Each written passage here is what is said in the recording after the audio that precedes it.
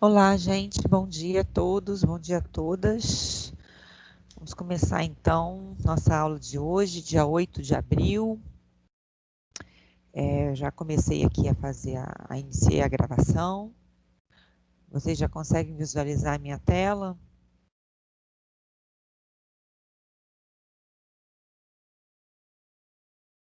Ok. Então, na semana passada, né, no nosso último encontro, nós finalizamos a parte de recrutamento e seleção de pessoas, né, que a gente sabe que são dois processos de gestão de pessoas que acontecem, né, de modo geral, dentro de um RH, numa organização de trabalho. E a gente sabe que tanto o recrutamento quanto a seleção são dois processos, embora que caminham muito juntos, né, um depende do outro, mas eles são dois processos diferentes, né? O recrutamento e seleção não é a mesma coisa, né? Não tem não tem o mesmo objetivo, não tem a mesma função, né? Então, só para a gente fazer uma recapitulação, enquanto, né, no recrutamento nós temos aí uma função de comunicar, uma função de atrair pessoas para o processo seletivo, para participar do processo seletivo, o processo seletivo em si, ele vai visar selecionar, comparar, né, as características das pessoas, dos candidatos, com as características do cargo, né? E, em um segundo momento, comparar o perfil dos candidatos, entre os próprios candidatos, né? Porque essa comparação vai contribuir para o processo seletivo. Então, geralmente, a gente compara aí a descrição do perfil, né, da empresa, do cargo, do sujeito, e aí a gente, tanto no recrutamento quanto no processo de seleção, a gente faz um diagnóstico antes, né, para saber o que tem que ser feito, como deve ser feito, qual é o público-alvo, certo? E no final dos dois processos, nós temos também, né, o que é muito importante, a avaliação desse processo, né, para saber se o processo deu certo, se não deu, o que não deu, por que não deu, o que pode ser melhorado, né, porque a gente sempre visa a eficiência e a eficácia dos processos, certo?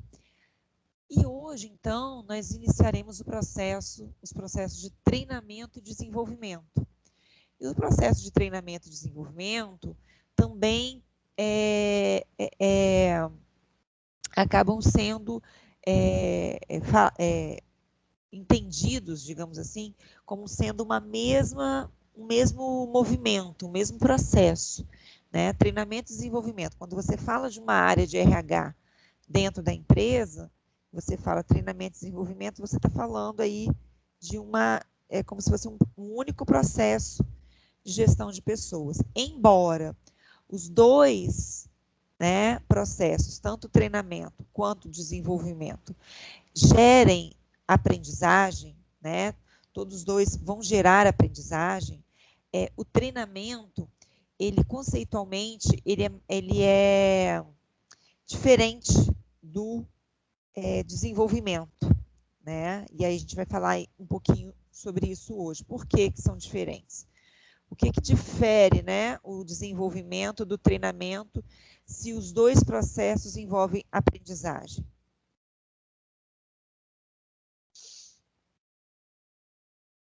Então, as empresas que não treinam e desenvolvem os seus funcionários podem enfrentar dificuldades competitivas por falta de gente preparada para os seus cargos.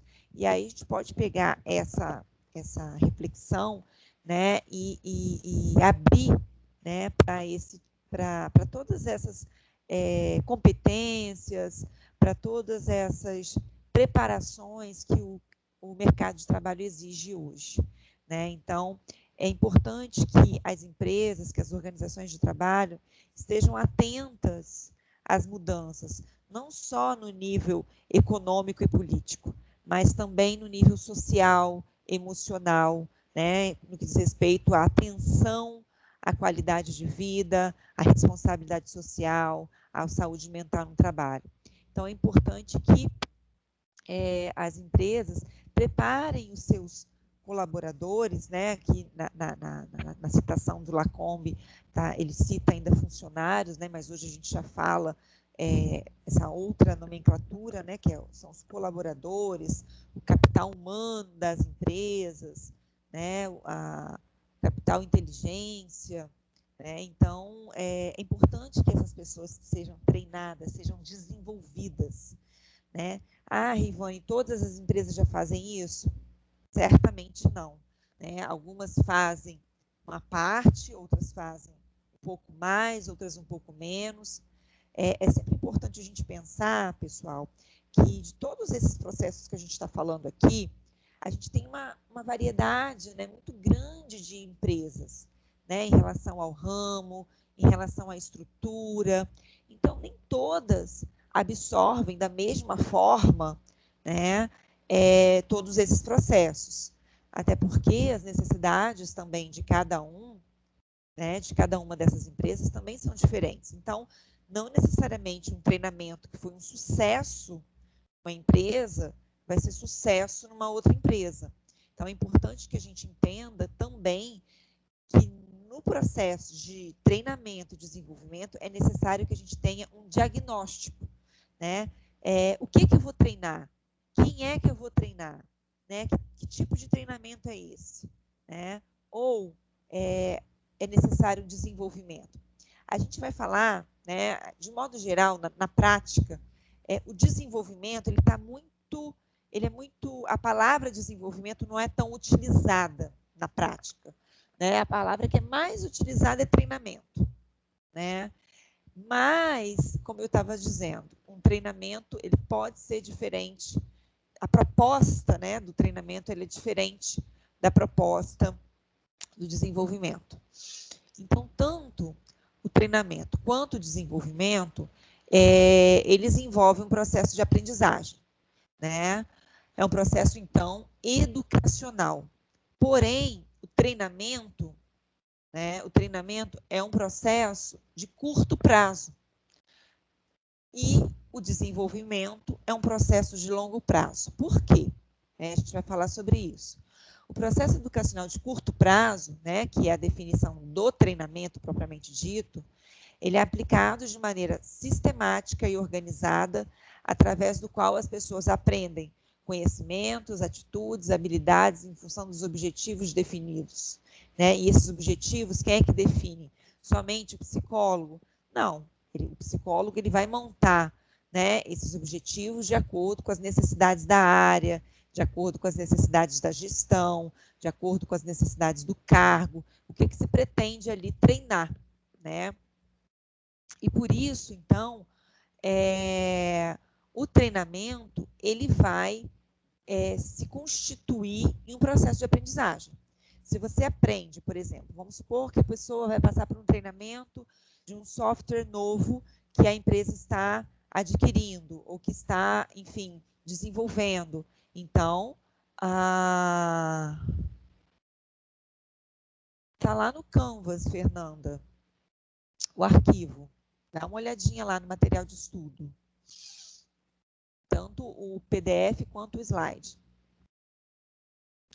E o Rômulo também está colocando, acho que no Drive. Então, o processo de aprendizagem, né, a gente está falando aqui de um processo de aprendizagem como qualquer outro, né, de um conhecimento, de uma informação que vai ser internalizada para o sujeito. Né? Então, quando a gente fala de uma aprendizagem técnica, né, saber usar um instrumento novo, saber usar um procedimento novo, uma ferramenta nova, a gente está falando de aprendizagem. Né? E quando a gente fala de aprendizagem, a gente está falando também, né, que cada sujeito ele pode ter um tempo, né, ter um processo de apropriação do conhecimento diferenciado, né? Eu posso ter, digamos assim, eu posso levar um tempo maior para aprender determinadas coisas do que outras pessoas e vice-versa. Então, é importante que a gente entenda que esse processo de aprendizagem, ele vai passar, né, pelos processos cognitivos, pelos processos afetivos e comportamentais, né? Então, essa tríade aí, que formam as nossas atitudes, né, vai ser atravessada pelo processo de aprendizagem. Quando eu aprendo... Beleza, Fernanda, obrigada a você. Quando eu aprendo alguma coisa nova, né, eu estou ali internalizando um conhecimento cognitivamente, né? Esse aprendizado, né, que vai sendo internalizado cognitivamente, ele vai fazer um diálogo, né, vai fazer uma comunicação com a minha memória afetiva, né, de forma que coisas que eu considere mais interessantes, mais estimulantes, eu acabo me interessando mais, outras menos, né? Então, eu geralmente, embora a gente não tenha conscientemente, né, um pensamento racional de que, essa matéria eu estou gostando mais, então eu vou aprender mais, né? Esse movimento psicológico acontece naturalmente, espontaneamente, vai variar de pessoa para pessoa, né? E não tem uma regra, né, de qual tipo de aprendizado vai ser melhor, vai ser pior, vai ser mais afetivo ou menos afetivo. Cada pessoa sente, né? Cada pessoa percebe aquele conteúdo, né, aquela nova informação, aquele novo conhecimento de uma maneira diferente. Até porque as nossas experiências de vida, as nossas experiências profissionais, ou seja, todas as nossas experiências anteriores podem contribuir positivamente ou negativamente para esse processo de aprendizagem, certo? Então, tanto o treinamento quanto o desenvolvimento implicam em aprender algo novo, certo?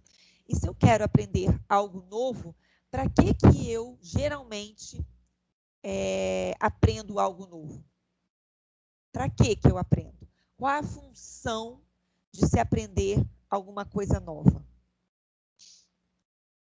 Fazer, né, ter um procedimento, né, de uma forma diferente. Eu não aprendo alguma coisa nova para continuar fazendo o que eu sempre fiz. Concordam? Geralmente, eu aprendo, né, algo novo, né, faço um treinamento enfim, relacionado a algum conhecimento novo, ou faço o desenvolvimento das pessoas para provocar ali alguma mudança, né? Então, a aprendizagem naturalmente vai direcionar o sujeito para a mudança, certo? E tem alguns autores, né, da própria psicologia da aprendizagem, né, que colocam que assim, o processo de aprendizagem, ele efetivamente aconteceu a partir do momento que a gente consegue observar a mudança de comportamento, né? E aí eu diria mais, né, que não só o comportamento, mas a gente muda as nossas atitudes.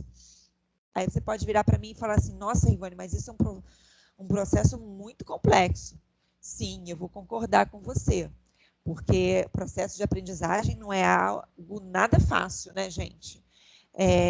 Ele atravessa aí uma série de questões, né, de particularidades de cada indivíduo, né? Então, por exemplo, se eu tenho experiências anteriores sobre um determinado assunto, positivas, né, experiências positivas sobre um determinado assunto, a probabilidade de eu aprender algo novo sobre aquele assunto vai ser muito maior do que se eu tivesse tido uma experiência negativa, por exemplo, né? A forma como essa experiência aconteceu, enfim, uma série de fatores contextuais, né, podem impactar na experiência que eu tive, nas experiências anteriores que eu tive. Isso pode afetar em alguma medida, né? E, obviamente que essa medida aí a gente não tem como medir na régua, né? Uma medida aí subjetiva de cada um, como que vai ser aquele processo de aprendizagem.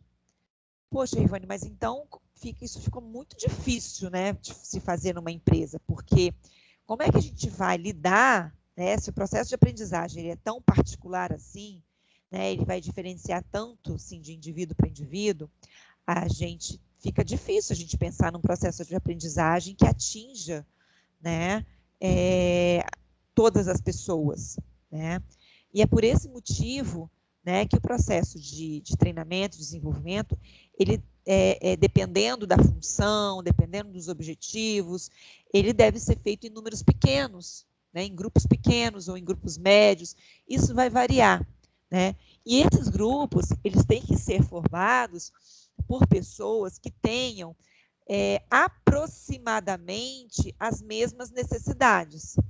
Lógico que é aproximadamente, né, gente? Porque não tem como a gente dizer que um ser humano, né, que uma pessoa, que um sujeito vai ter exatamente a mesma necessidade que a outra, né?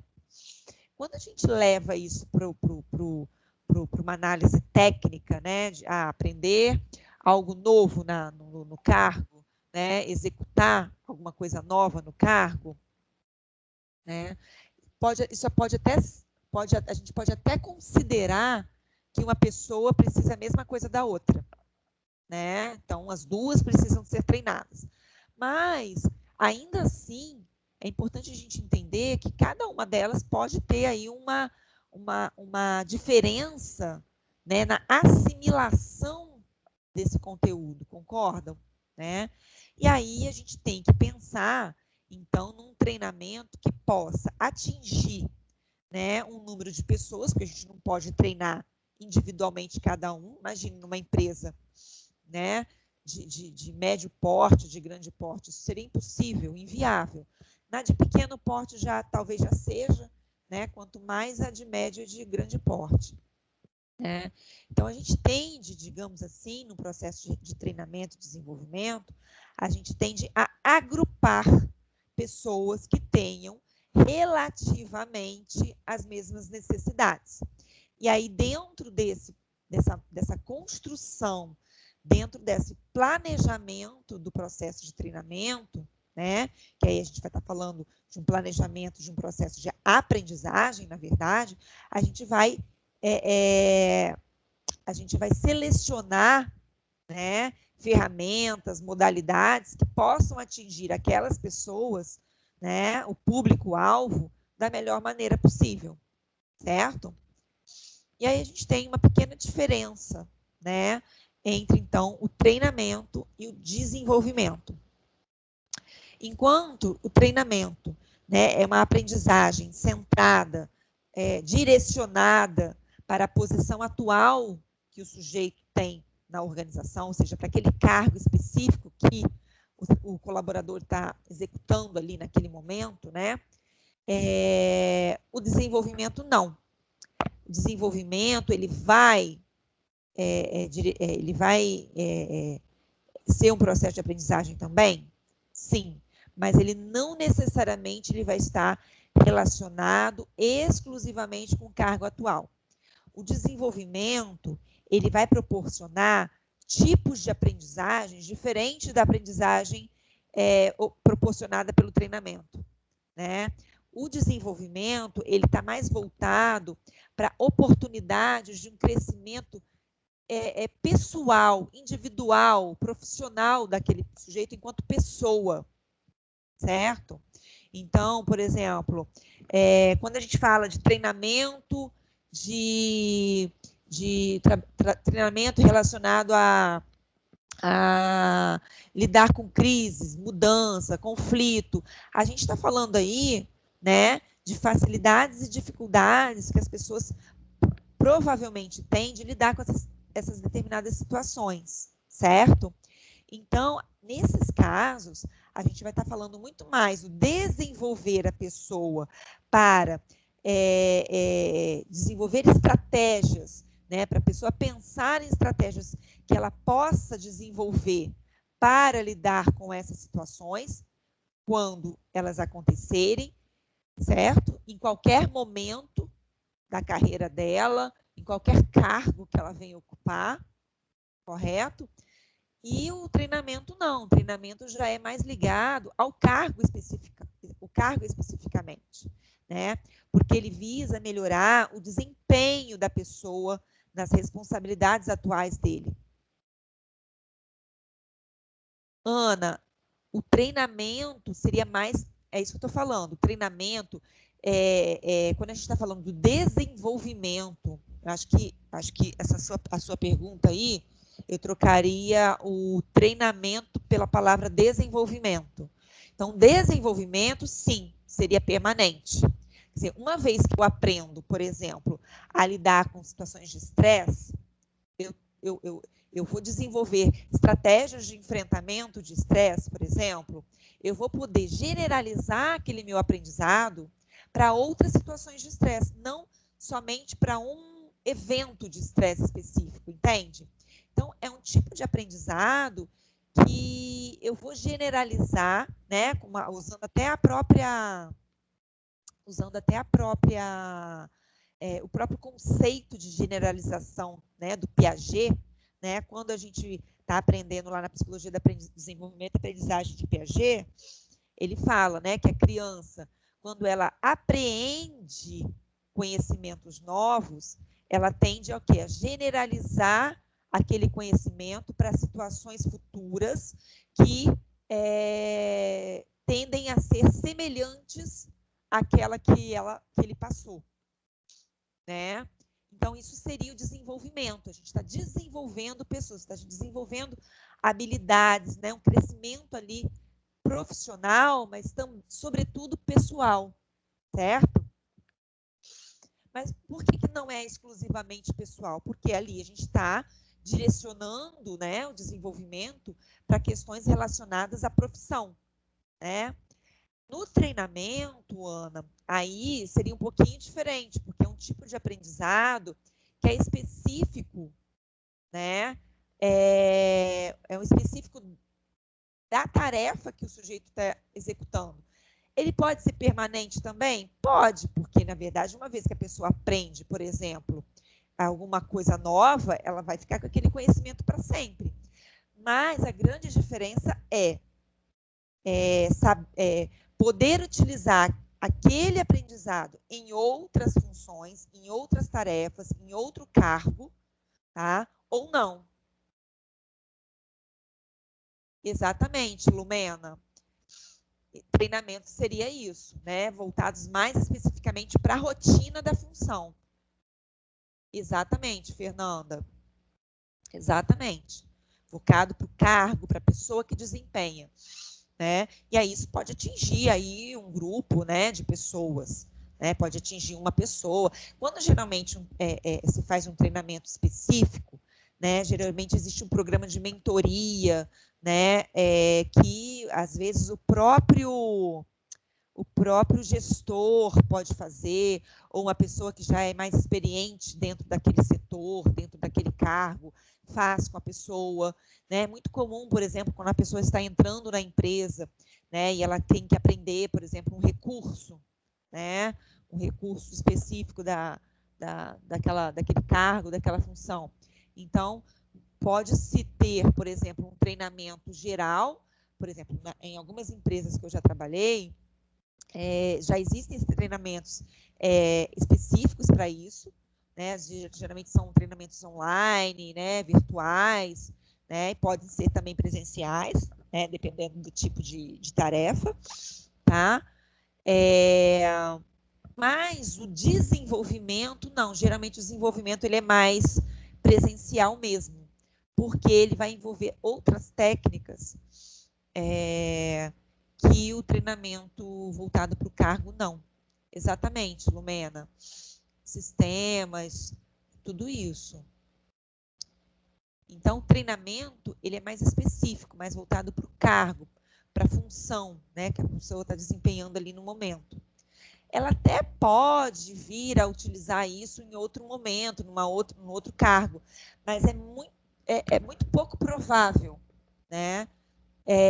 E essa é a grande diferença, né, do treinamento para o desenvolvimento. Então, quando você fala que você está desenvolvendo a pessoa, você está falando ali que você está possibilitando o aprendizado para um crescimento da pessoa, né? é um crescimento profissional, mas acaba sendo também pessoal, porque o profissional é uma pessoa, né? Não tem como a gente na psicologia, a gente acaba não conseguindo entender essa separação, né? A gente não entende a separação, né? A gente não entende o sujeito dessa forma. A gente entende que o sujeito profissional é um sujeito pessoa, né?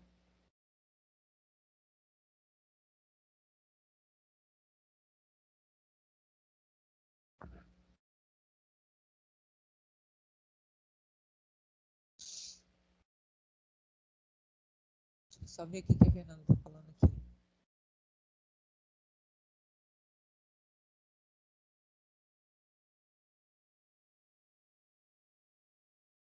Sim, Fernanda. Sim. O treinamento seria uma coisa mais específica mesmo, sabe? Mais objetiva, mais direcionada. Então, por exemplo, um MBA, um curso de capacitação, né, mais longo, enfim, uma pós, outra qualquer, estaria aí dentro desse tópico do desenvolvimento. Por quê? Naquele MBA, ele vai desenvolver N outras habilidades, né? Não é uma coisa, não é, geralmente, esse tipo de curso não é tão específico, né? Embora ele tenha, né? A gente encontra aí MBAs nas mais diversas áreas, mas ainda assim ele não é ligado a uma tarefa ali, né? Do cotidiano do trabalho. O treinamento já seria mais voltado para para melhoria da operacionalização ali daquela função, das responsabilidades daquele trabalho que a pessoa já está, certo?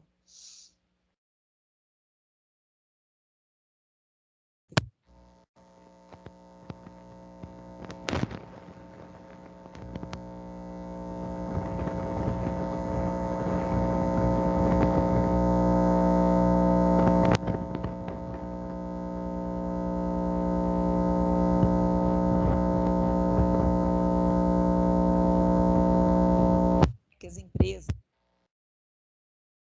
treinamento e desenvolvimento no Brasil,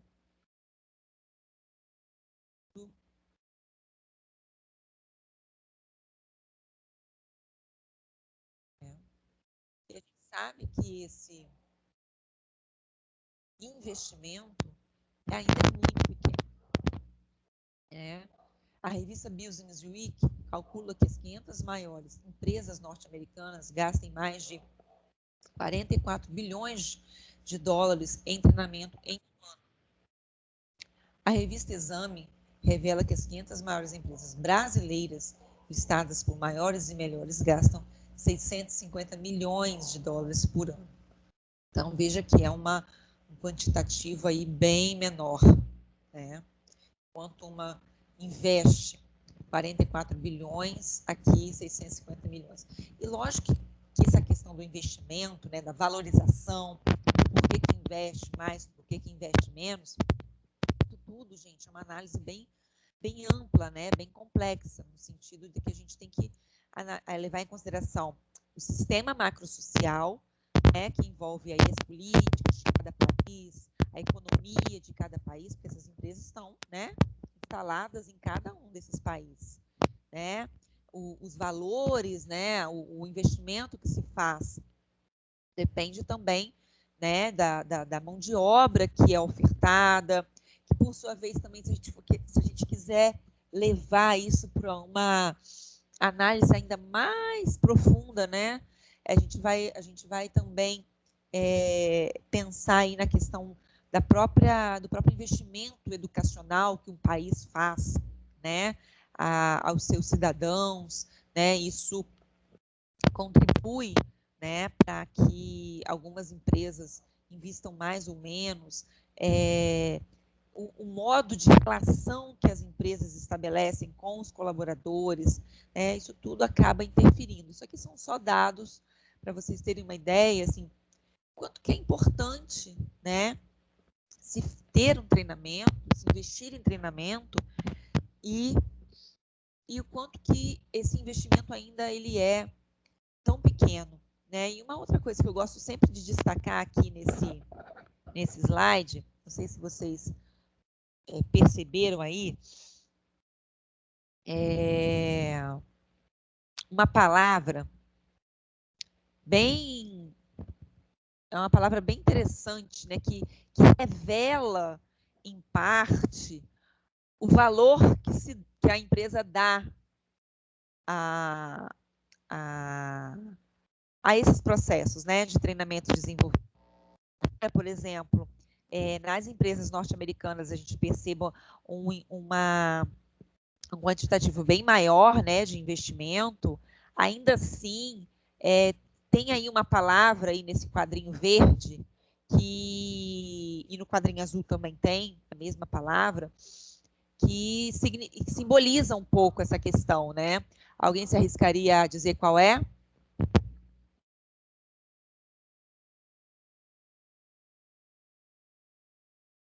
A gente está no slide 6 ainda, tá? Alguém pode dizer qual é essa palavra?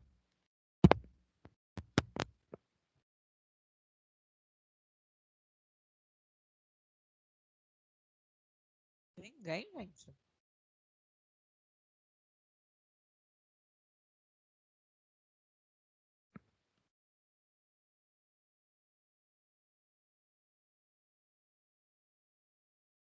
Então, depois vocês veem qual é essa palavra em mim.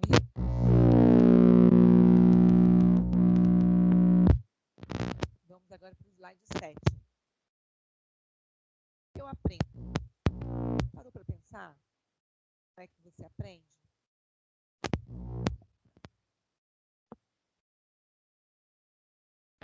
Tá muito ruim o áudio?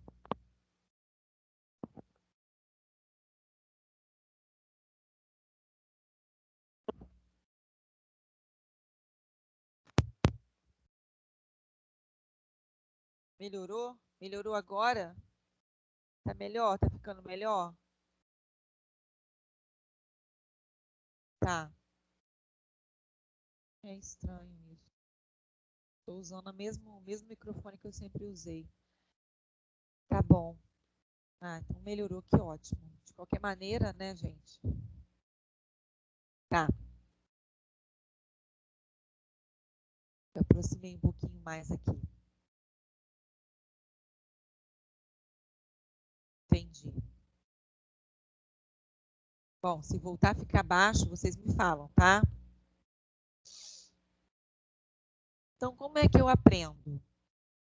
Eu posso aprender lendo, posso aprender ouvindo, errando, né? Eu posso aprender na prática, né? De uma forma mais pragmática, vivenciando situações na minha cabeça, né? Mentalização de algumas situações, observando os outros, né? Aprendizagem vicária e outras formas de aprendizagem.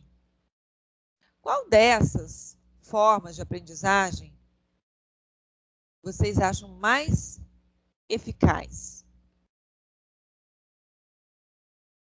Qual delas?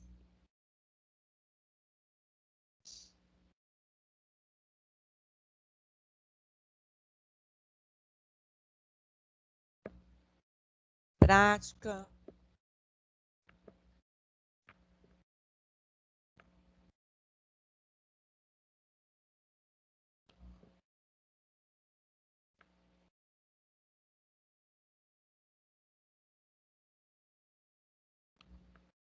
Agora, gente,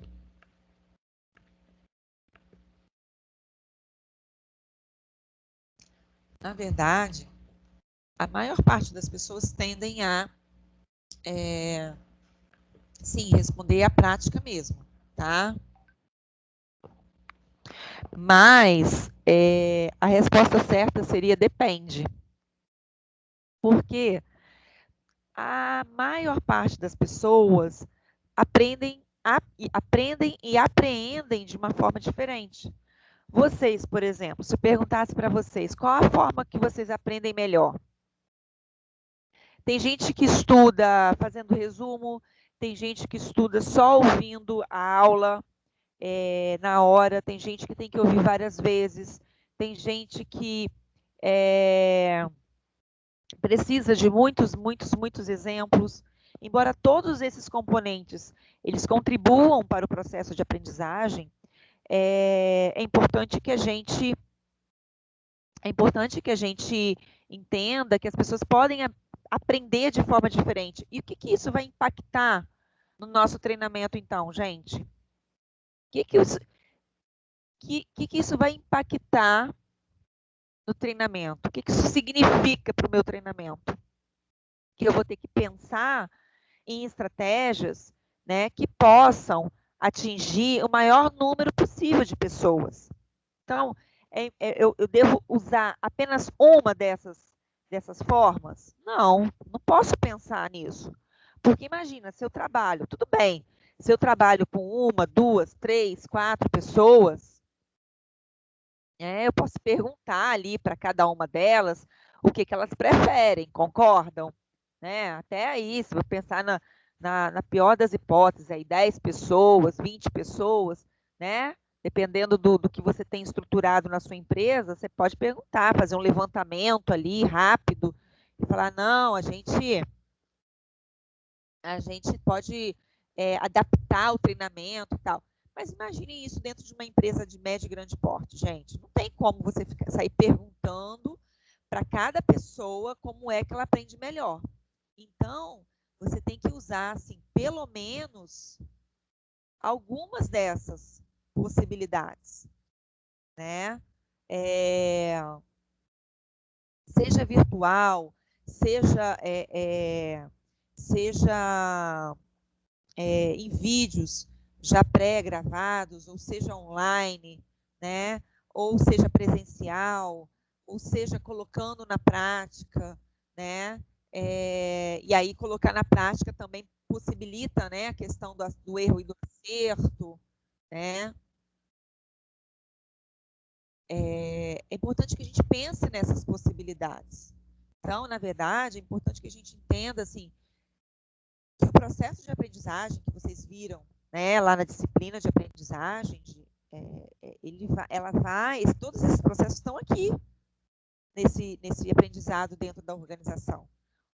Os processos cognitivos, afetivos e comportamentais são os mesmos, né? São as pessoas que estão ali aprendendo. Então, tem gente que aprende mais lendo, tem gente que aprende mais ouvindo, né? Quer dizer, um exemplo assim que eu gosto muito de dar é quando a gente faz, né, o nosso esquema nosso esquema de leitura, nosso esquema de estudo, né? Tem pessoas que gostam de fazer um esquema, como se fosse uma espécie de mapa, né? Porque aquilo ali é quase como se fosse uma fotografia daquele conteúdo, né? E aí a pessoa faz seta, faz quadrados, faz círculos, né? Colore, enfim. É a forma que ela tem de aprender melhor aquele conteúdo, né? E aí, o que acontece? Eu vou lá, pego esse esquema todo que o João fez no caderno dele e tento copiar, porque eu faltei a aula aquele dia, e aí o João faz uns esquemas muito maneiros que eu quero copiar. Será que eu vou conseguir, sem a ajuda do João, entender totalmente aquele esquema que ele fez? Pode ser que sim, pode ser que não, né? Mas o fato é que no treinamento a gente não pode trabalhar, né, com essa chance de erro tão grande. Gente, a gente está no 7. A gente está no slide 7.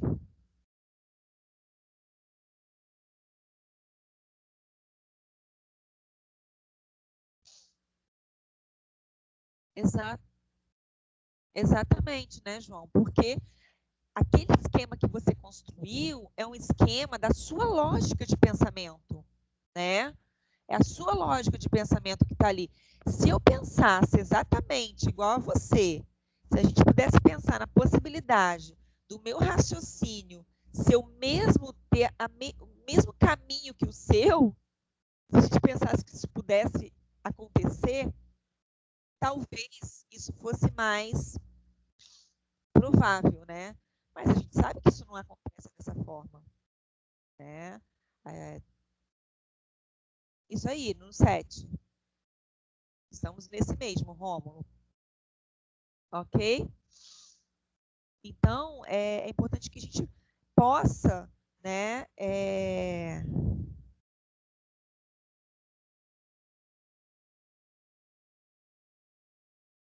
Como assim, Ana?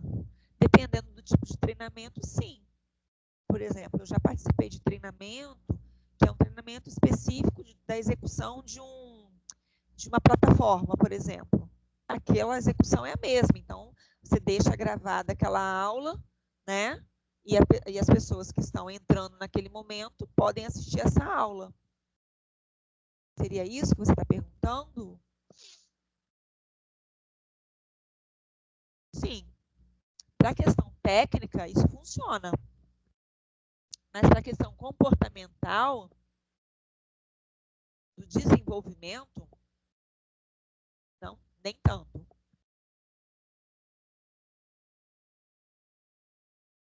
Aqui agora, gente, slide 8. É uma tela com um monte de quadradinho verde. Ok?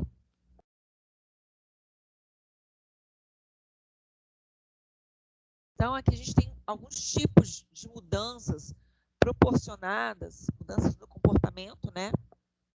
Proporcionadas pelo treinamento e desenvolvimento. Treinamento e transmissão de informações.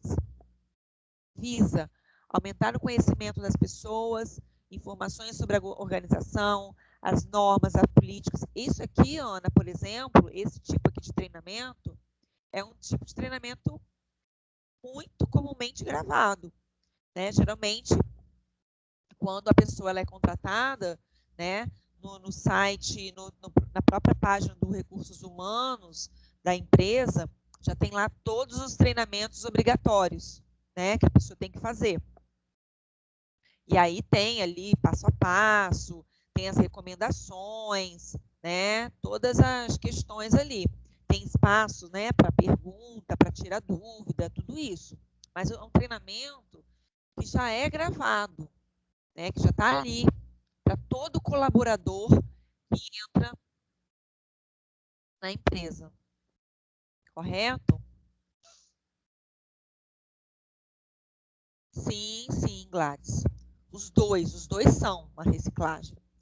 A diferença, né, como eu estava falando, é que né, ele é mais direcionado para o cargo, especificamente, né, ali de uma função específica do cargo, certo? Que seria aí o treinamento. E o desenvolvimento, ele tem relação com o cargo também. Por exemplo, porque se eu estou desenvolvendo competências para saber lidar com conflito, para saber lidar com crise, com estresse, com mudança, está relacionado com o cargo também, concorda? Mas é um tipo de aprendizagem que eu vou assimilar, que eu vou internalizar e que eu vou poder utilizar ele em qualquer outro momento da minha vida. Ali dentro daquela mesma empresa, ou dentro ou num outro cargo, ou numa outra empresa, certo? O treinamento, digamos assim, técnico, não, né? Porque isso pode, por exemplo, eu aprendi a usar uma plataforma, né, específica para um determinado cargo. Se eu mudo de cargo, isso pode ser diferente, as ferramentas podem ser diferentes. Então, vai ser necessário um novo treinamento. Então, aquele aprendizado que eu tive anterior ali daquele cargo, daquela função, não vai poder ser utilizado no cargo novo, entende? Se fosse, aí no caso do desenvolvimento, sim, porque não tem essa especificidade. Já quando a gente fala do desenvolvimento, né, a gente já está falando mais da mudança de atitudes. Até aqui, ó, transmissão de informações, desenvolvimento de habilidades, a gente está falando de treinamento. Embora tenha aqui desenvolvimento de habilidades, mas a gente está falando de um treinamento, né? Melhorar habilidades para execução da operação e manejo de equipamentos, tá? Quando a gente está falando de desenvolvimento de atitudes e conceitos, que são esses dois últimos aqui, aí a gente já vai estar direcionando a pessoa para um autoconhecimento, né? Porque ele vai desenvolver a sensibilidade, por exemplo, aqui eu posso trabalhar a comunicação, né? Comunicação com o cliente, enfim, assuntos que possam facilitar o desempenho, né, da pessoa no cargo, mas é um tipo de aprendizagem que ele vai poder utilizar em qualquer outro cargo que ele venha a ocupar, né? Por exemplo, você desenvolver comportamentos de sensibilidade com clientes e pessoas. Isso em qualquer empresa, em qualquer cargo você tem que ter, concorda? Pode ter algumas particularidades? Até pode, né? Porque nenhuma empresa é igual à outra. Mas é muito mais voltada para o desenvolvimento do comportamento, de uma atitude, né? E a gente nunca pode deixar, né, de lembrar que as nossas atitudes, elas são formadas por aqueles 3 aspectos psicológicos. Vocês se lembram? Quais são? Os 3 elementos psicológicos das nossas atitudes, de acordo com a psicologia social psicológica. Alguém se lembra quais são?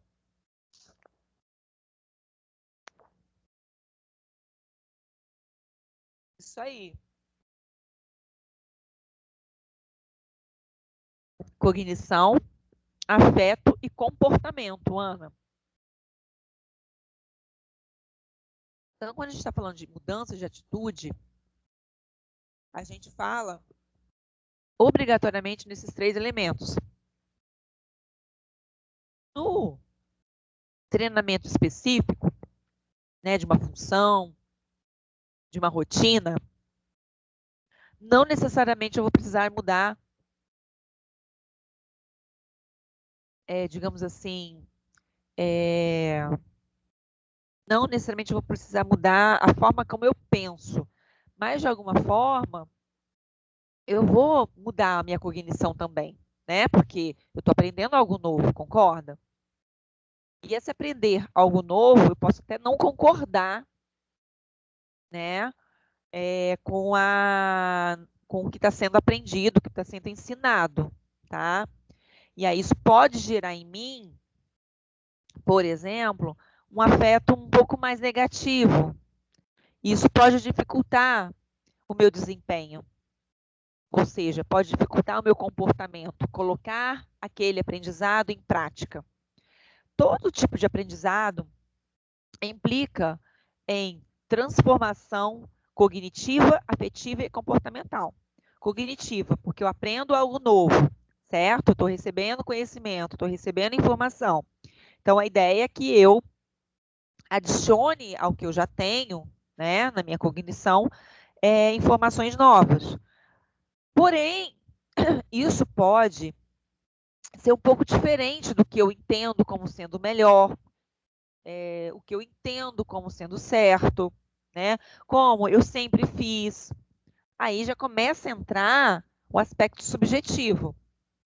Ah, Ivone, mas numa empresa, quando eu estou aprendendo uma técnica nova, não tenho direito de opinar se aquilo é bom ou se não é bom. A questão, pessoal, não é exatamente essa. Tudo bem, se você vai trabalhar numa empresa, você vai saber que você vai ter que aprender alguma coisa nova, você se submete àquilo e trabalha, certo? No entanto, isso não impede que o seu componente afetivo seja atingido. Ah, eu estou precisando trabalhar ali, então eu vou me submeter àquelas regras que a gestão está me pedindo, né? Mas isso me causa desconforto, certo? Então, o meu afetivo aí ele não vai estar tão positivo assim, ele vai estar, né, digamos assim, impactado por um julgamento, por uma avaliação, por uma percepção minha negativa, mas ainda assim é possível para mim continuar executando essa tarefa. Agora, isso vai depender muito de pessoa para pessoa. Tem pessoas que têm, nós todos, né, temos tolerâncias diferentes em todos os níveis, em todas as situações, certo? E aí, isso, né, uma vez que esse afetivo ele é impactado negativamente, isso pode gerar o que na psicologia social cognitiva a gente chama de dissonância cognitiva, né? Então, assim, a gente pensar alguma coisa que é diferente do que está sendo colocado, né? Então, aquilo fica dissonante. Se fica dissonante, isso causa desconforto, né? Se causa desconforto, a gente tende a ter um desempenho alterado, correto? E esse desempenho, ele é representado por qual componente? O cognitivo, o afetivo ou o comportamental? O desempenho. Como é que eu visualizo, como é que se expressa o desempenho? Exatamente, Lumena, através do comportamental. Então, é o comportamento que eu estou vendo, né? É o que a gente consegue ver a olho nu, é o comportamento. Está lá na pontinha do iceberg, né? O que está no nível do mar, ou abaixo do nível do mar, a gente não consegue visualizar. Então, esses dois pontos, né, que são o afetivo e o cognitivo, são mais complexos de serem visualizados e, consequentemente, trabalhados.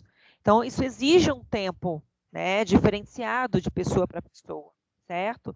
Então, para o treinamento de algumas habilidades relacionadas ao operacional, né, isso fica relativamente, desculpa, isso fica relativamente mais fácil para as pessoas, porque as pessoas tendem a atribuir, né, a aprendizagem, a mudança, à necessidade de se executar uma tarefa, certo?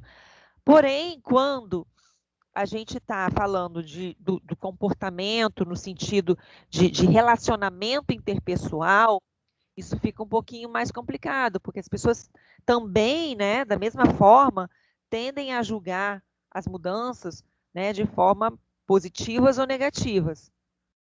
Então, quando eu desenvolvo, por exemplo, habilidades de comunicação, eu vou estar trabalhando ali alguma coisa que vai dizer algo sobre o sujeito, né? Quais são as dificuldades que ele tem, quais são os limites que ele tem, né? Quais são não é algo somente técnico, entende?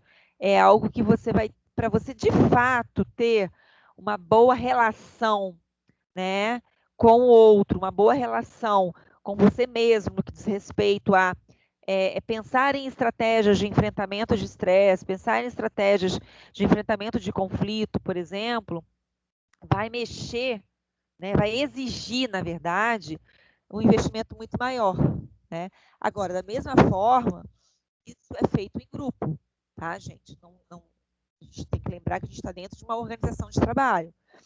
Então, esse treinamento comportamental, ele recomenda-se, né, que ele seja feito com um número menor de pessoas, né, porque nesse momento a gente dá muito mais a voz ao sujeito do que se fosse um treinamento técnico, né? Um treinamento técnico a pessoa assimila muito mais no sentido de ter, digamos assim, quase como uma via de mão única, né? Uma pessoa que tem o conhecimento, está passando, né? Não é exatamente mão única, porque a gente sabe que nossas experiências anteriores sempre interferem, né? Então não tem como, por exemplo, tudo isso que eu estou falando aqui para vocês agora é uma via de mão dupla, né? Porque por menos que eu possa pensar que vocês conheçam sobre a psicologia organizacional, vocês já trabalham, vocês já têm experiências, né, de trabalho, ou já assistiram palestra, ou já, enfim, já tiveram minimamente conteúdos relacionados à psicologia, que a gente está falando aqui, por exemplo, de psicologia social, de psicologia da aprendizagem, que vão instigar em vocês associações entre o que eu estou falando e o que vocês já viram, concorda? Então, não tem como a gente falar que um processo de aprendizagem é um processo de mão única, exclusivamente, um processo puro, né, onde você vai estar aprendendo uma coisa completamente nova, né, sem interferência do que você já conhece, sem interferência da sua bagagem. Impossível, né, gente? Ok? E A questão do desenvolvimento de conceitos, né, já seria, digamos assim, um desenvolvimento direcionado à questão da criatividade, do pensamento abstrato, de pensar coisas, de novas estratégias, né? Então, para você, digamos assim, desenvolver pessoas nesse sentido, você tem que criar planos de desenvolvimento que possibilite a pessoa criar, que possibilite a pessoa pensar. Agora, esse tipo de treinamento, ele só existe se a organização ela tem essa proposta, né, gente? Porque se ela não tiver essa proposta de inovação, de criação, né, dependendo, até às vezes, dependendo do tipo de empresa, não cabe, né, esse tipo de treinamento. A tendência cada vez maior se ter esse tipo de treinamento, porque até os cargos mais operacionais, a gente sabe que se existe o envolvimento do colaborador em pensar novas estratégias para melhor executar a sua atividade, se existe esse movimento, né, na empresa, o colaborador ele tende a se engajar muito mais, ele tende a se apropriar muito mais e, consequentemente, vai acontecer o quê? Ele vai produzir mais, vai gerar mais lucro para a empresa, certo? Alguma consideração, gente, até aí? Então, aqui a gente tem um ciclo do processo de treinamento e desenvolvimento. Alguém quer fazer alguma colocação?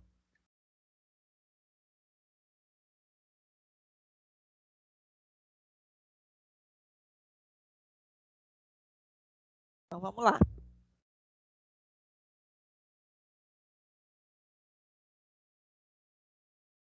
Aqui, a gente vê as 4 principais etapas de um processo de treinamento e desenvolvimento de pessoas.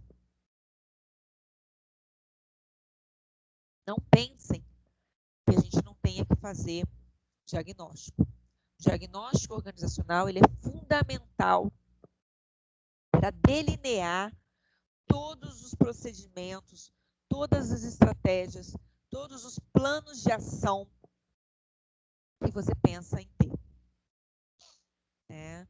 Porque a gente tem que saber o que está sendo necessário. Né? Se você, dentro do seu consultório, para você traçar um plano de ação terapêutico com o seu cliente, você tem que construir o quê, gente? Hipóteses diagnósticas. Certo? Por que na organização de trabalho seria diferente? Né? Então, a gente tem que pensar que esse diagnóstico ele é que vai direcionar a construção do meu plano, a construção do meu desenho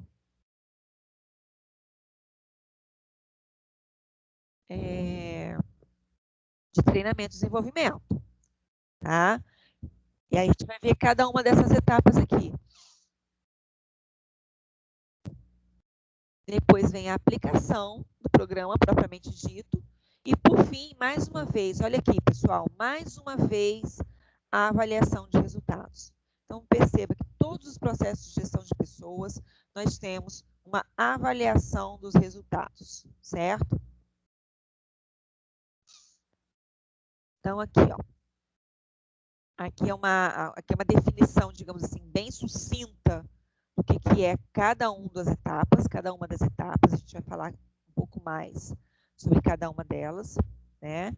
Diagnóstico, levantamento das necessidades de treinamento.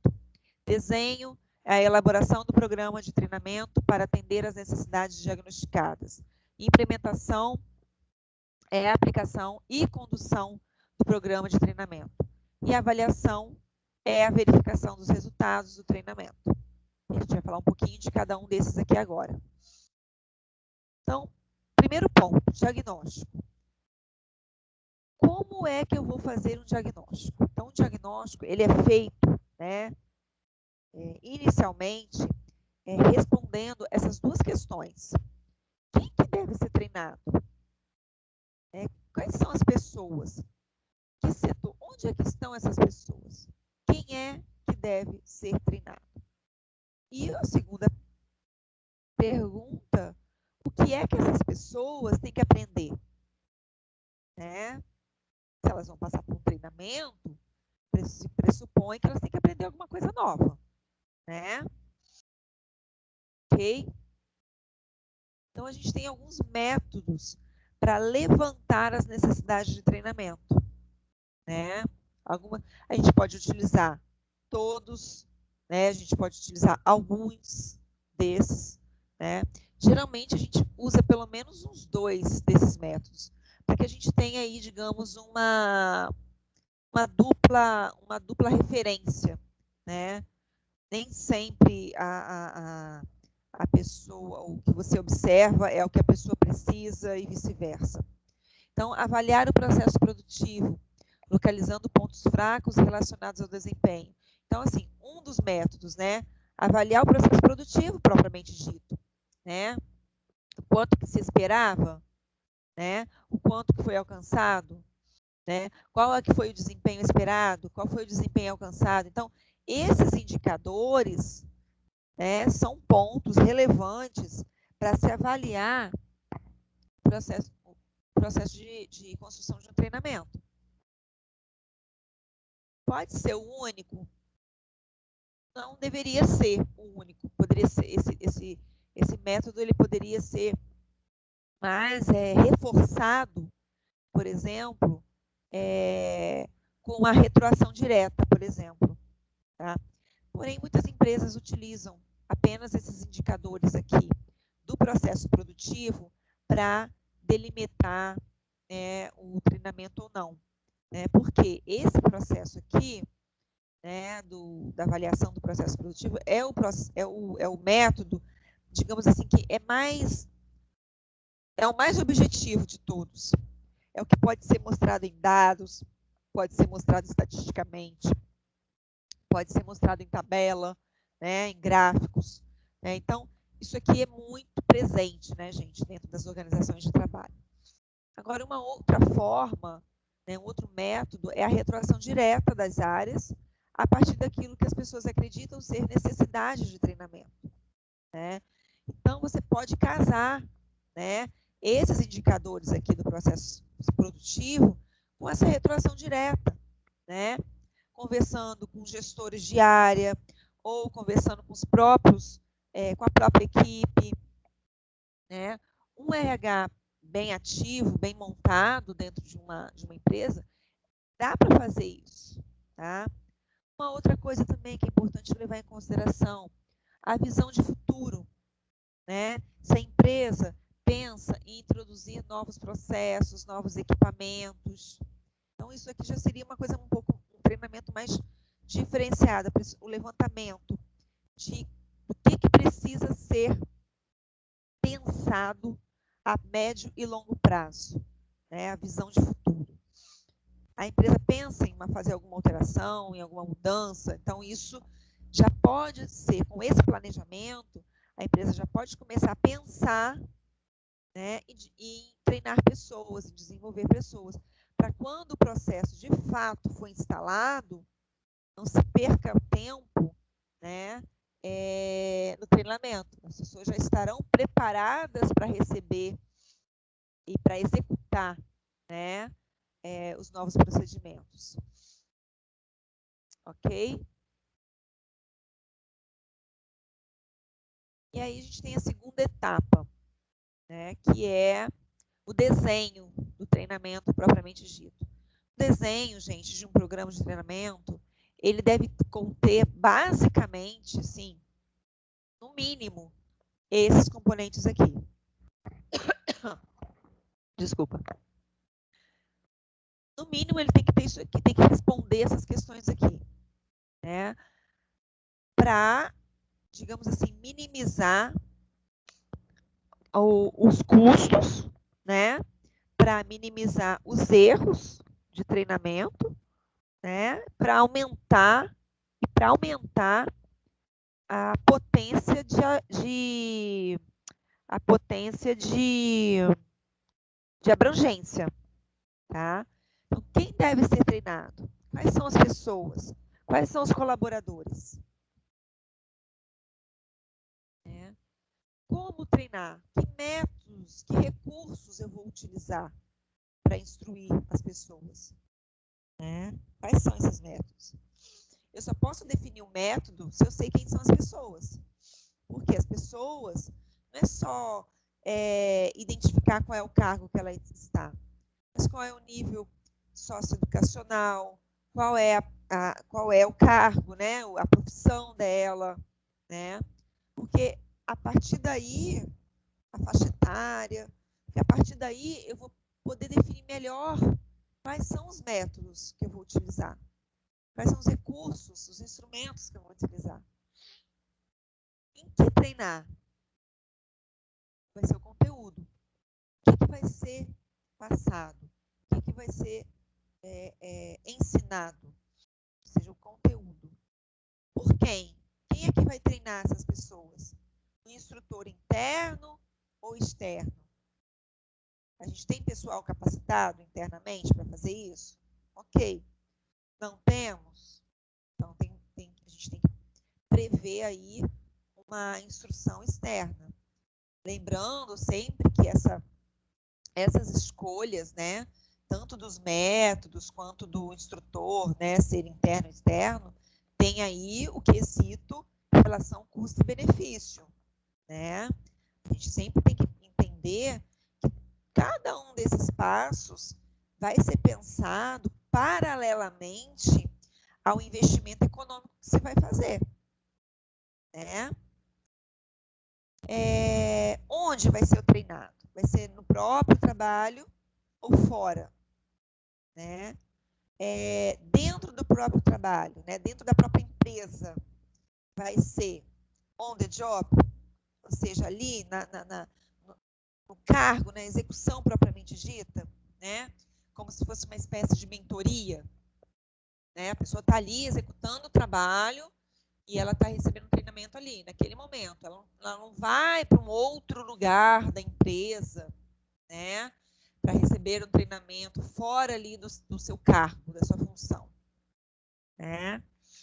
Então, ele pode ser interno, dentro da empresa, pode ser externo, fora da empresa, ou on the job, que na verdade on the job é uma modalidade do interno, né? E, digamos assim, é mais específico, voltado treinamento ali no cargo, aqui e agora, né? Ok? Quando é que eu vou treinar, gente? Qual é a melhor época para se treinar, para fazer esse treinamento? Qual o melhor horário? Qual a duração? Né? A duração em relação à hora, em relação a semanas, em relação a meses. Tem que definir isso. Mesmo que essas definições possam ser ajustadas, né, ao longo do tempo, essa definição ela tem que fazer parte do planejamento, certo? E os objetivos, né? Para que eu vou treinar? Então,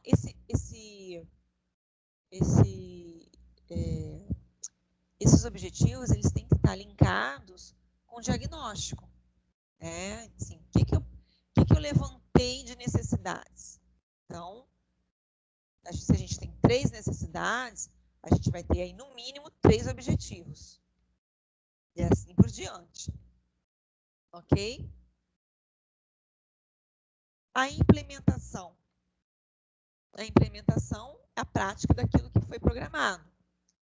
Eu posso utilizar técnicas de leitura, instrução programada, estudos de caso, jogos, simulações, conferências, agora webconferências, webinars, enfim, um monte de ferramentas tecnológicas que a gente tem hoje aí para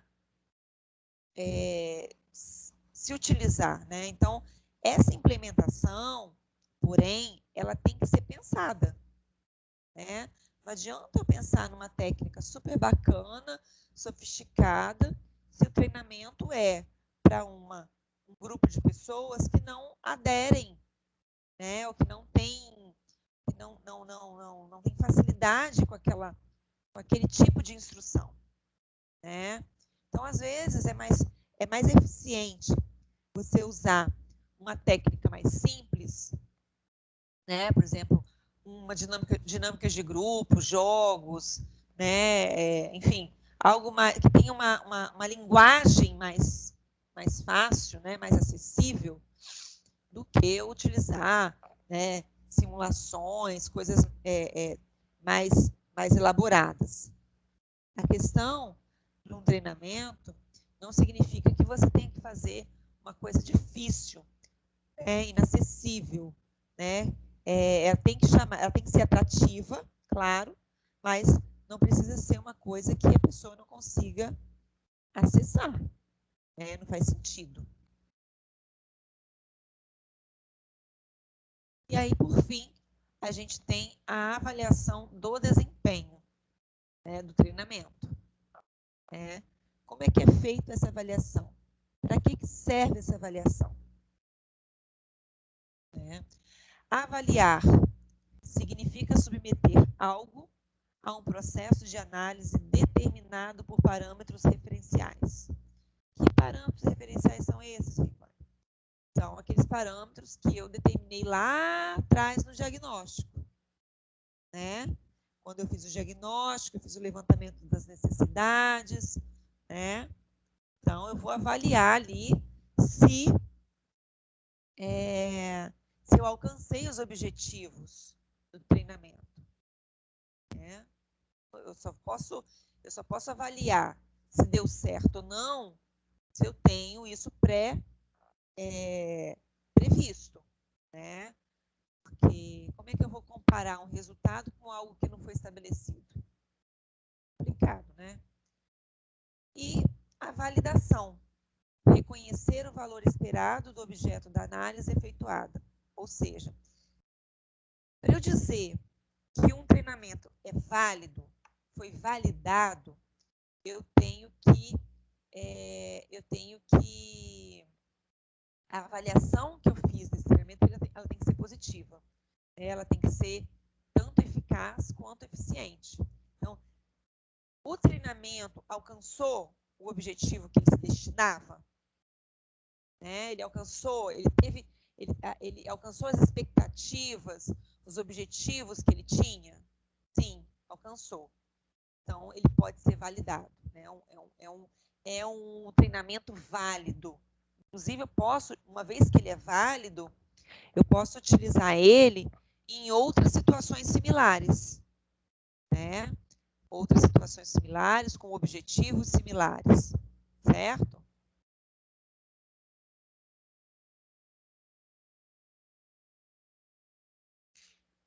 E aí a gente tem 4 níveis de avaliação que é proposto por Kirkpatrick, né? Que vai ter uma avaliação bem ampla do treinamento, desde a parte mais simples, digamos assim, né? A parte mais técnica, né? Passando pelo processo de aprendizagem, tá? Então, a gente tem a avaliação da reação das pessoas, no que diz respeito à relação com o instrutor, né? A relação ao instrutor, como é que foi a metodologia dele, né? Como é que foram as atitudes dele, né? A linguagem que ele utilizou, o local que foi feito o treinamento, o conteúdo que foi utilizado, se o conteúdo que foi utilizado é um conteúdo que condiz com as necessidades lá atrás que foram diagnosticadas, né? Quer dizer, o conteúdo que você aprendeu, você considera que é pertinente? Você considera que foi bem, né? Foi bem, digamos assim, adaptado, foi bem posto, né? Foi um conteúdo relevante para o que você está querendo executar, né? Então, essa avaliação da reação das pessoas que participaram do treinamento. A avaliação da aprendizagem. Geralmente, para você fazer uma avaliação de aprendizagem, de modo geral, o ideal é você aplicar um teste antes e um teste depois do evento. teste antes e um teste depois do evento, para saber se de fato a pessoa aprendeu alguma coisa diferente, se ela assimilou algo diferente, né? Mas geralmente a avaliação de aprendizagem, Rivone, é feita, por exemplo, como a gente faz aqui nas nossas aulas, né? Eu passo o conteúdo, depois vamos imaginar que eu fizesse um teste de múltipla escolha com vocês. Isso seria uma avaliação de aprendizagem, certo?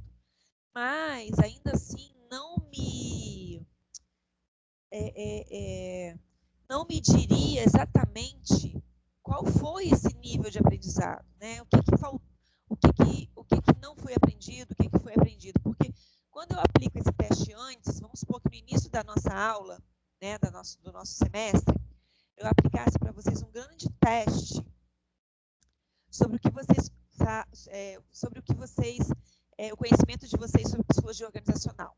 Aí, beleza, vocês vão responder lá de acordo com o que vocês já tivessem lido, já tivessem experienciado.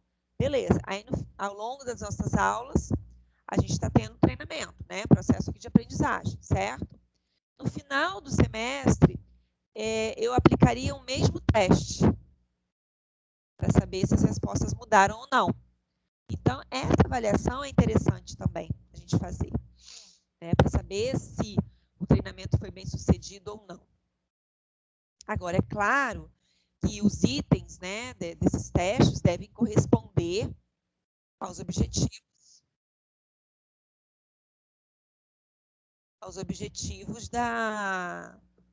que você diagnosticou, tá?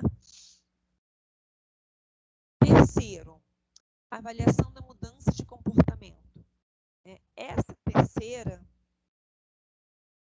etapa, né, esse terceiro elemento de avaliação é uma avaliação interessante também, porém, ela só é possível ser observada ao longo do tempo. Porque não tem como a gente avaliar a mudança de comportamento da noite para o dia, né, gente? Então, é necessário que o RH, dentro de todo o seu planejamento, faça um acompanhamento mínimo dessas pessoas, né? Aí 1 mês, 2 meses, 3 meses, para saber se de fato as pessoas estão colocando o que aprenderam em prática.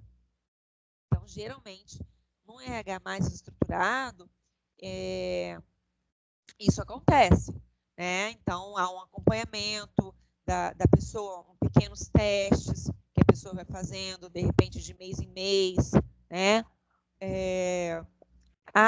Por exemplo, a própria visita técnica, né? Direcionada para essas observações, né? Pode ser também um mecanismo. E, por fim, a avaliação dos resultados, né? A comparação que se faz levando em conta as metas organizacionais que deveriam registrar no período pós-treinamento melhorias como otimização da qualidade, redução do absenteísmo, né? Até mesmo da rotatividade, às vezes, né? Então, assim, diminuição de qualquer procedimento que esteja sendo ineficiente e aumento, né, a otimização da qualidade dos procedimentos, né? Então, isso também também é feito aí com um tempinho, né? Não dá para a gente avaliar na hora que termina, né, o treinamento. A gente terminou o treinamento agora, né, a nossa aula. Então, como é que eu vou comparar, como é que eu vou observar? Primeiro, número 3, o comportamento. Tem como, a pessoa acabou de ser treinada, né? Então, eu tenho que ter aí, delinear para mim, né, de acordo com as necessidades da minha organização, de acordo com o tempo que eu tenho, os prazos que eu tenho, delinear aí um tempo para essa avaliação comportamental. E segundo, né, assim, quanto tempo se espera, qual a expectativa, né, de que o que foi aprendido seja colocado em prática. Então, a partir dali, eu tenho que começar a avaliar o desempenho de novo. né? Se a produtividade está aumentando, ou se o número de problemas está diminuindo. Então, são esses indicadores, né, que a gente chama de incidentes críticos. Esses incidentes críticos, a gente tem que ter eles listados desde o início. Se a gente não tem esses incidentes críticos, né, para a gente poder servir como referência, tem como a gente avaliar o que deu certo e o que não deu, né? Então, o que precisava melhorar? X, né? O que mudou? O que melhorou? O que não melhorou? Por que não melhorou? Ok? Alguma questão, gente, em relação a essas etapas?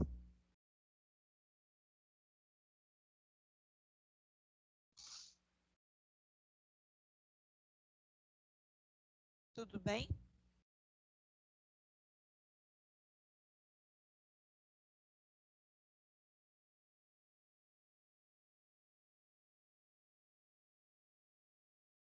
Bom, uma vez então que ninguém tem nenhuma colocação, eu vou descompartilhar aqui então essa tela e vou compartilhar a tela nova, tá? Que já seria aí, que a gente vai dar continuidade, com certeza, à nossa próxima aula, tá?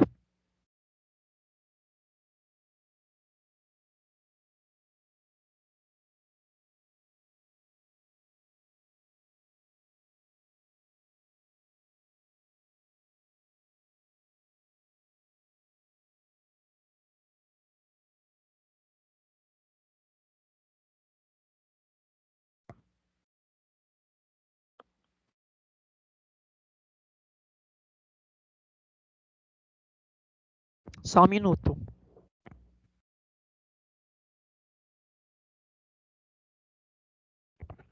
João, estou só tomando uma água, só um minuto.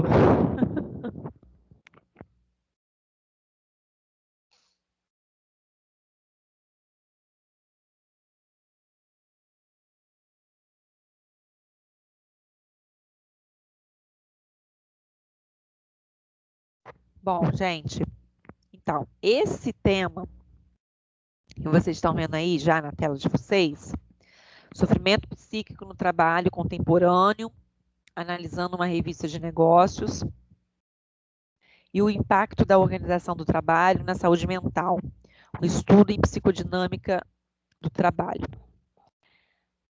Aqui eu queria registrar assim uma mudança radical que a gente vai ter na nossa leitura a partir de agora, tá? Que se até agora a gente estava vendo, né, esses processos de gestão, a gente sabe que tem outros processos de gestão, né? Mas a ideia aqui não era aprofundar em todos eles, então eu mostrei alguns processos de gestão para vocês. Quais foram esses processos de gestão que eu mostrei para vocês, gente? Recrutamento, seleção, treinamento e desenvolvimento. Nós vimos esses 4 processos de gestão de pessoas, certo? Agora, a gente vai entrar numa segunda etapa da psicologia organizacional, que é aquela etapa que corresponde à terceira face da psicologia organizacional e do trabalho, que é aquela chamada, né, de psicologia do trabalho. Né? Lembrem que a primeira face, psicologia industrial, a segunda face, psicologia organizacional, né, de acordo com o Sampaio, aquele primeiro texto que a gente viu, né, no nosso semestre, na nossa primeira aula, primeira e segunda aula. E a gente viu, né, que na primeira e na segunda fases, a atuação do psicólogo organizacional era muito mais voltado para atender a demanda das organizações. Então, o trabalho do psicólogo tinha uma funcionalidade muito direcionada para satisfazer, para atender, para responder questões relacionadas à produtividade, né, a encontrar pessoas, né, com perfil do cargo, da empresa, né? Ah, Ivone, mas isso existe até hoje. Claro, gente, existe até hoje, né? Mas eu estou dizendo é que o processo de recrutamento e seleção, especialmente, né, marca o início da construção da psicologia organizacional e esses processos, eles existem até hoje, obviamente que eles existem de uma forma muito mais sofisticada, né? Não só no que diz respeito aos testes psicológicos, mas nas próprias técnicas de dinâmica de grupo, com um aparato tecnológico e por aí vai. Tá? Então, não é porque é uma área de recursos humanos é que ela também não precisa ser atualizada, que ela não precisa ser estudada. No entanto, né, como essa disciplina, psicologia organizacional, é uma disciplina que tem como objetivo fazer um mapeamento global de todas as possibilidades de atuação do psicólogo, né, a gente entra agora numa seara, né, a gente entra agora num outro campo de atuação do psicólogo organizacional que não obrigatoriamente é aquele psicólogo que está lá dentro do RH. Né? Se vocês bem se lembram, lá na terceira face da psicologia organizacional do trabalho, naquele texto do Sampaio, ele coloca que essa face é aquela face que começa a considerar o sujeito como um ser desejante, né, dentro da sua subjetividade, considerando, né, as suas características pessoais de uma forma mais mais sensível, né? Não que as outras, né, as anteriores, não considerasse, né, as questões pessoais, mas ela está muito mais preocupada com o trabalhador do que com a organização de trabalho.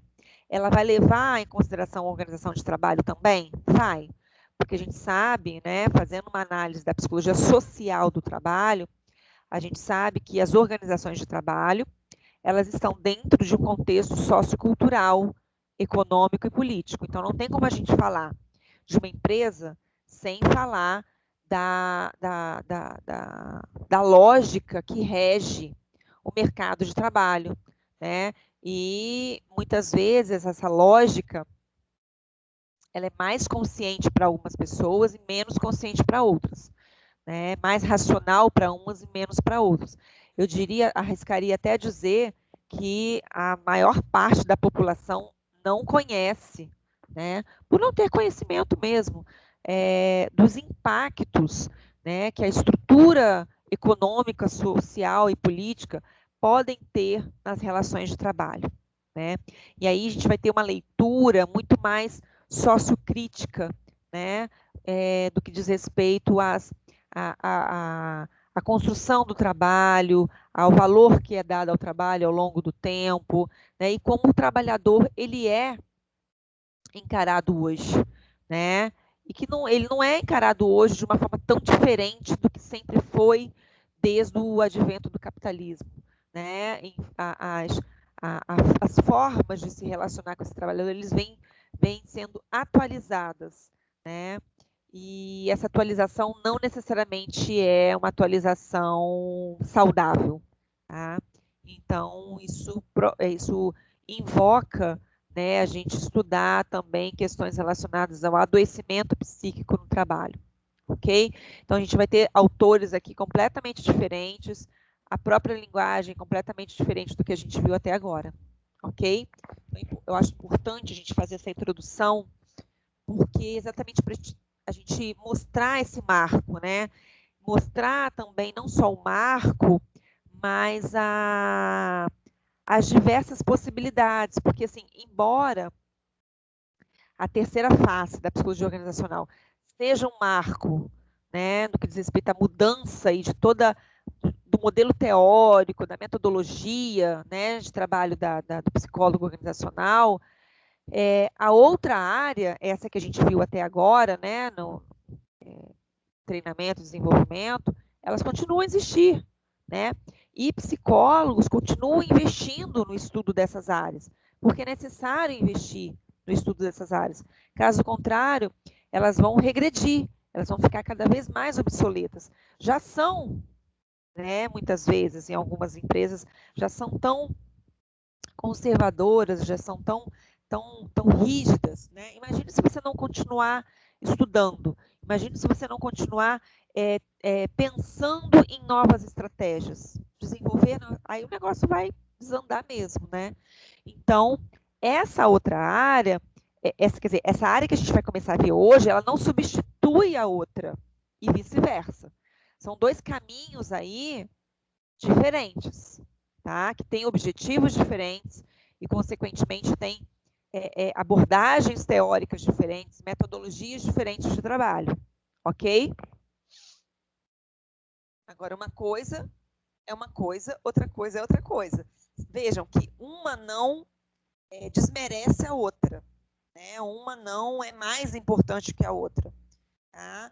É que a parte de gestão segue para um tipo de preocupação e a parte, né, de saúde do trabalhador, né, da psicologia do trabalho, segue para outra direção, ok? Ficou claro, gente, essa diferença?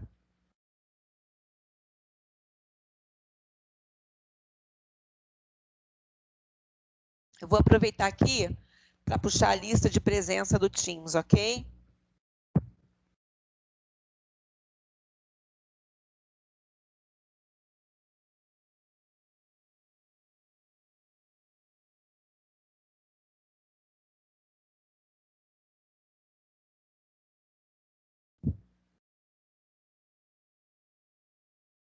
Ô Gladys, fala um pouco melhor o que você gostaria que eu repetisse.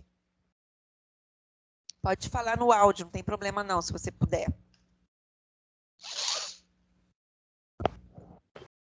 É porque desculpa, o seu áudio está um pouquinho falhando. Ah, tá. Então, ficou assim, um pouco picado sobre essa diferença. Ah, por isso que você não entendeu, mas... Sim. Não pelo conteúdo propriamente, né? Sim. Ah, tá. Mas aí, também, Gladys, você pode pegar também a aula depois e dar uma revisadazinha nesse trecho especificamente, tá bom? Mas se você quiser, eu repito.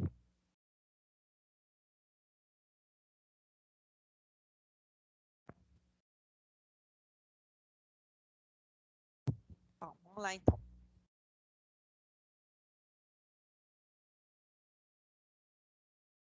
Então, gente, aqui, esse quadrinho, ele é um quadrinho que ele resume, né, as principais características desses períodos históricos e como é que a organização se apresentava, né, e como essa organização se relacionava com os seus trabalhadores. Tá? Então, a gente tem, de 1900 a 1950, a chamada Era da Industrialização Clássica. De 1950 até 1990, a Era da Industrialização Neoclássica. E de 1990 até os dias de hoje, a Era da Informação. Nós todos aqui, a maioria pelo menos, está aqui nessa última etapa, né, a Era da Informação. Né? Mas isso não significa que a gente não receba reflexos das eras anteriores. Né? A gente vai perceber que muitas ações das eras anteriores continuam existindo, às vezes até de forma muito primitiva mesmo. Tá? Mas, de modo geral, o que a gente pode falar da estrutura organizacional predominante? Na industrialização clássica, a gente tem, né, uma estrutura mais piramidal, mais funcional, mais burocrática, centralizadora, rígida e inflexível. Né? A questão da hierarquia aqui era muito importante, né? A pirâmide, ela representa uma hierarquização, né, dos setores da organização de uma forma muito marcada, né? E, consequentemente, isso trazia aí uma burocratização nos processos, uma inflexibilidade nos processos. Então, percebo que essa estrutura é uma estrutura que não permite muitas mudanças. Né? Então, a gente está falando aí da industrialização clássica, né? 1900 a 1950. Já de 1950 a 90, a gente já começa a ter observar algumas mudanças na estrutura organizacional. Né? Ao invés de uma pirâmide, a gente tem uma matriz, né? Onde a gente observa uma departamentalização por produtos, serviços, unidades estratégicas. Né? Então, a gente já vê aquela organização um pouco mais ramificada, como se fosse uma matriz mesmo. Né? Aquele desenho, aquele monte de quadradinho ligado a outros quadradinhos, ligando os setores, ligando as pessoas, né? Como se fosse uma grande matriz, certo? Aí a gente já percebe, digamos assim, uma descentralização, né? Porque a departamentalização ela é restrita, quer dizer, o controle, né? Ele passa do diretor, do dono da empresa, né? De um gestor único, mas passa a ser departamentalizado. Né? Então, a gente tem aí vários gestores de vários setores, né? Várias unidades estratégicas. Então, a gente vê aí uma organização mais ramificada. E, da década de 90 para cá, uma organização mais orgânica, mais fluida, flexível, descentralizada, né? Formada por redes de equipes multifuncionais. Né? Então, aqui na orgânica é como se fosse uma célula, né? Um corpo vivo que está ali recebendo influências e influenciando ao mesmo tempo. Né? Então, é como se fosse um organismo vivo mesmo. Né? Todos esses, né, se a gente parar para pensar, têm vantagens e desvantagens. Né? Aí você pode me falar assim, Reivane, mas você está falando que hoje a gente vive a era da informação, né, com essas características aí. Mas a gente vê muitas empresas ainda hoje numa estrutura piramidal, com muitos departamentos. Sim, é o que eu estava dizendo. O surgimento de uma era nova não acaba completamente com a anterior. Muitas heranças são atravessadas ao longo do tempo. Nós temos aqui heranças de burocratização, nós temos hoje heranças, né, de departamentalização. Né? Isso vai diferenciar um pouquinho também das empresas públicas, das empresas privadas. A gente sabe que essas estruturas são diferentes, né? E, consequentemente, essa relação que se estabelece com o trabalhador também vai ser diferente.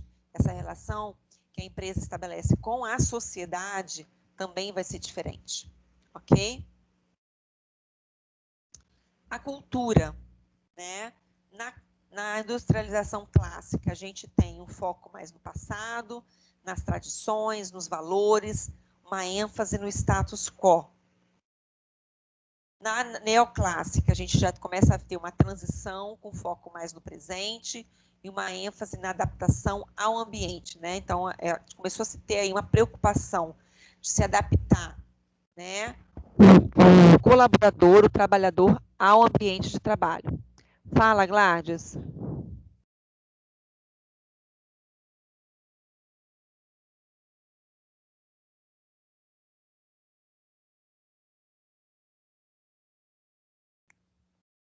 Estou aqui, Gladys, estou aqui. Alguém mais não está me encontrando?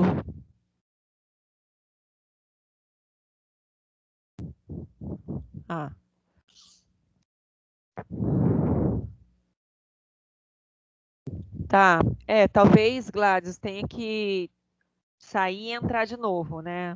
Tem algumas coisas que têm acontecido desse tipo. Bom, continuando. A era da informação, então, foco no futuro, ênfase na mudança, inovação do conhecimento e na criatividade.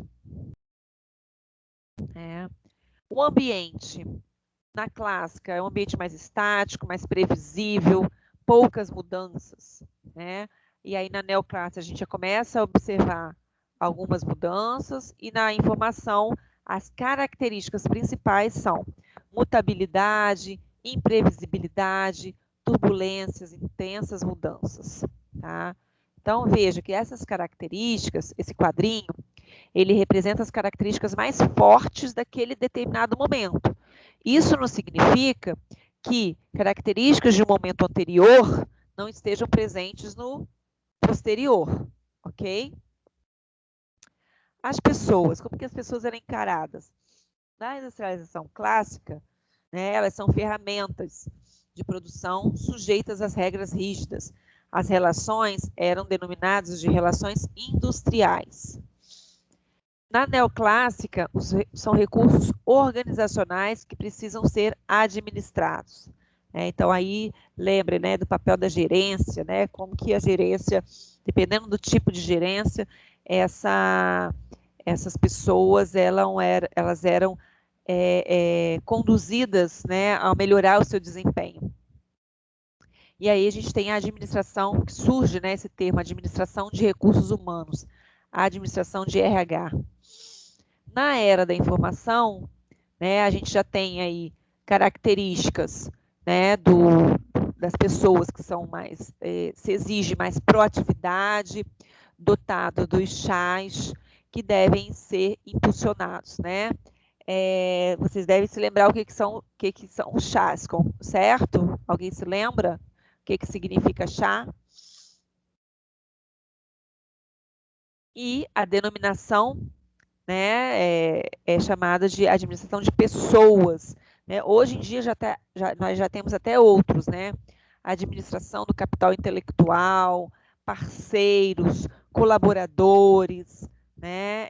São várias as denominações que as empresas estão utilizando para se relacionar com o seu colaborador. E a gente sabe que essas nomenclaturas, elas não são aleatórias, né?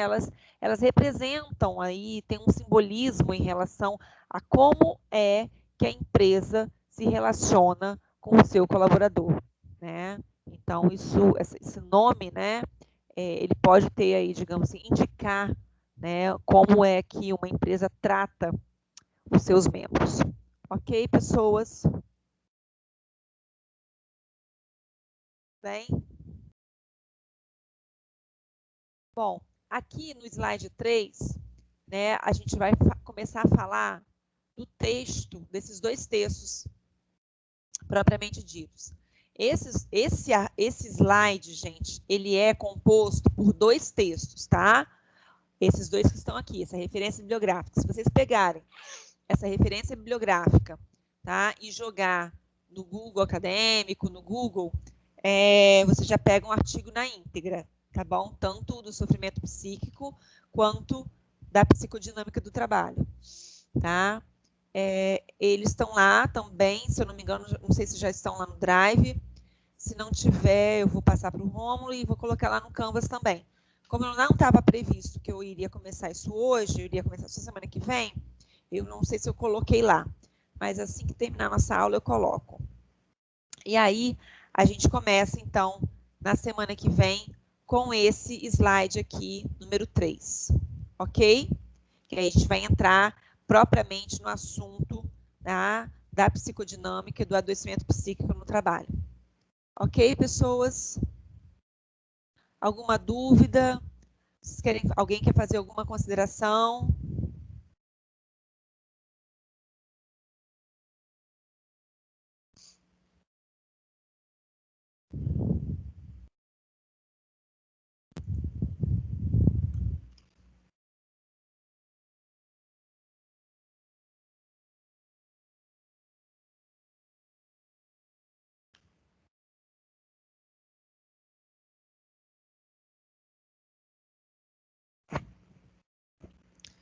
Bom, pessoal, então, vocês não têm nenhuma dúvida, nenhuma consideração, eu gostaria, então, para a gente não ficar com um assunto quebrado, né, eu prefiro dar continuidade a esse, se vocês não se opuserem, eu prefiro dar continuidade, então, a esse slide na próxima semana, porque aí a gente vê ele de uma forma completa. Ok? Professora, pois não, Gladys? Desculpa, depois que a senhora finalizar aqui o assunto, pode me tirar uma dúvida do trabalho? Sim, claro. Tá bom, obrigada. Ok? Deixa eu só fechar aqui, então.